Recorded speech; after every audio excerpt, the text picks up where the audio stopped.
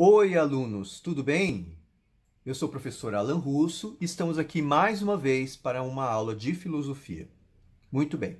Hoje eu gostaria de conversar com vocês um pouco sobre uma pessoa aí muito importante dentro da filosofia, que é o filósofo Sócrates.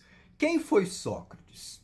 Sócrates foi um filósofo da cidade de Atenas, na Grécia, que viveu por volta do século IV antes de Cristo, e ele é tido aí como uma figura muito importante. Tanto é que a gente diz dentro da filosofia antes e depois de Sócrates, né? Pré-socrático e pós-socrático, por causa da devido à grande importância que esse filósofo teve para a filosofia.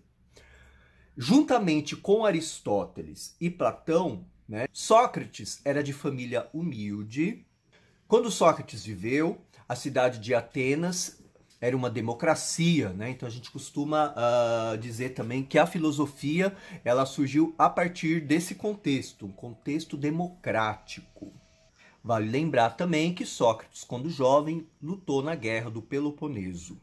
Assim como muitos mestres da história, como Buda, Jesus, Sócrates nada escreveu. Tudo que ele passava de conhecimento para os seus discípulos era passado de forma oral. Ele acreditava que a escrita empobrecia aquilo que ele falava, né? Então, se não fosse por causa, principalmente, dos seus discípulos, muita coisa a gente não saberia. E qual foi o discípulo que mais falou de Sócrates para a gente? Foi o Platão, né? Platão foi o seu principal aluno, seu discípulo mais famoso, e através das suas obras a gente ficou sabendo de Sócrates. Existiram também outros escritores da antiguidade que falaram dele também. O mais conhecido depois de Platão é Xenofontes. Xenofontes escreveu uma peça muito famosa, que é uma comédia chamada As Nuvens, onde ele satiriza Sócrates, porque ele não era muito fã de Sócrates. Então ele satirizava Sócrates e ridicularizava ele principalmente por causa da sua aparência, porque Sócrates não era tido como uma pessoa muito bonita. Sócrates pregava muito a ideia da humildade filosófica. Existe aquela famosa frase dele, só sei que nada sei. Com essa frase ele queria dizer o seguinte: o conhecimento é algo que a gente tem que estar sempre buscando. Por mais que a gente busque, sempre tem algo a ser buscado. Por quê? Porque o conhecimento é ilimitado. Só sei que nada sei. Não é porque ele era burro, não. Muito pelo contrário, ele era um homem erudito. Mas o conhecimento é algo a ser buscado sempre. Outra frase que é atribuída a Sócrates é a famosa frase conhece-te a ti mesmo. Essa frase não foi criada necessariamente por ele. Ele, visitando um dos templos de Atenas, o famoso templo de Delfos, que era um templo dedicado ao deus Apolo, ele, ao entrar no templo, tinha essa frase logo acima, que é o conhece-te a ti mesmo. E ele levou esse conhecimento para dentro da sua filosofia, né? Ou seja, o conhecimento é algo que a gente busca e é algo que também está dentro da gente.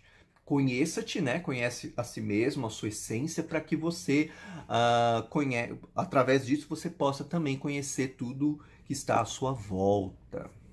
Outra coisa que é creditada a Sócrates, que fez com que a filosofia sofresse uma revolução, ela mudasse o seu paradigma, começasse a seguir um outro caminho. Lembra lá dos pré-socráticos, que eles buscavam muito responder aquela questão de onde as coisas vieram, de onde tudo veio. Eles observavam a natureza e tentavam achar respostas, por isso que eles eram também chamados de filósofos da natureza. Pois é, Sócrates vai tomar um caminho diferente aqui, por isso que Sócrates revolucionou, tá? A partir de Sócrates, a filosofia ela vai passar a ser mais humanista. Como assim? A filosofia vai se preocupar com questões relacionadas ao ser humano, à vida do ser humano, questões como política, questões como ética, ou seja, questões relacionadas às humanidades. Sócrates também tinha um método muito próprio de ensinar, né? Lembrando que esses filósofos, eles eram também, acima de qualquer coisa, eles eram professores, não é? Não era essa escola como a gente está acostumado nos dias de hoje, porque cada pensador tinha o seu método, o seu jeito de ensinar, não é? Sócrates, por exemplo, ele reunia os seus discípulos ali num banquete, na praça pública, qualquer local era local para se filosofar. Não é? Ele tinha o costume de passear por essas praças, que eram chamadas de ágora, onde ele abordava as pessoas e ficava filosofando com as pessoas, não é? Ensinando filosofia para elas. E o método dele ficou conhecido por maiêutica. Ele deu esse nome de maiêutica porque ele era filho de um ferreiro com uma mãe parteira, né? E a mãe parteira dele serviu de inspiração para ele dar esse nome maiêutica. Maiêutica vem de parteira mesmo, né? Ele se acreditava ser um parteiro, né? Um parteiro de ideias. Então ele não tentava enfiar a ideia na cabeça das pessoas, muito pelo contrário. Ele tentava fazer com que as pessoas parissem, né? Parissem ideias através do quê? Do diálogo, né? Da dialética, desse diálogo que ele exercitava com as pessoas, através de uma conversa. E ele também era conhecido por ser uma pessoa assim simples, né? E ser uma pessoa que conversava com todos, com o escravo. Ele praticava muito uma coisa que a gente conhece por ironia.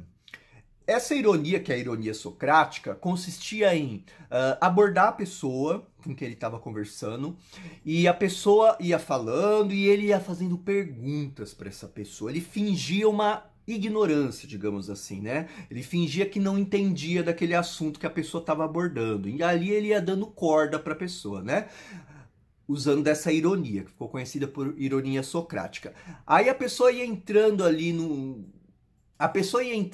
situação de contradição, ela ia se contradizendo, ela ia se perdendo por causa das perguntas que ele fazia, e aí, né, batia aquele desespero na pessoa, porque aí ela percebia, poxa, eu achava que sabia tudo sobre esse assunto e cheguei à conclusão de que eu não sei tanto assim, não é? Então, ele usava muito esse método. Lembra lá da frase dele? Só sei que nada sei, né? Ele fazia isso, ele praticava isso com as pessoas. Sócrates combateu principalmente os sofistas que existiam na época dele, que eram homens tidos por sábios, né? Homens muito eruditos, que vendiam o seu conhecimento, como se fossem professores mesmo, né? Vendiam o seu conhecimento, e Sócrates tinha problemas, né, ideológicos com esses homens sofistas, né? Então ele começou a combater, através das ideias, lógico, né? Começou a combater esses homens, esses sofistas. E Platão depois continuou também. Sócrates foi condenado pelos políticos de Atenas, com o pretexto de que ele corrompia a juventude com as suas ideias revolucionárias. Essas ideias de que o homem deve conhecer a si mesmo, e ele criticava a religião vigente, ele criticava a política vigente. Então ele começou a sofrer esse tipo de perseguição na época dele, né? E os magistrados, os políticos condenaram ele à morte. Deram para ele a escolha: ou você para de corromper a juventude com essas suas ideias subversivas, ou você será condenado à morte. Ele escolheu morrer, a não viver a verdade que ele acreditava, que era educar a juventude a filosofar. Em virtude disso, ele foi condenado a tomar veneno, cicuta, enquanto ele estava ali reunido com os seus discípulos, seus amigos, seus alunos. Ele tomou o veneno, filosofou mais um pouco com eles, até morrer. Então esse foi o grande Sócrates, um filósofo aí que é essencial que a gente fale dele, porque de fato ele revolucionou a filosofia. E a filosofia tem a cara que tem hoje, principalmente por causa do Sócrates. Então, com isso, meus caros alunos, eu encerro esse vídeo. Se vocês tiverem questões, tiverem dúvidas, perguntas, por favor, as façam. Pode ser aqui no YouTube, pode ser lá na nossa plataforma, onde a gente vai postar as atividades posteriores, ok? Muito obrigado por me ouvir.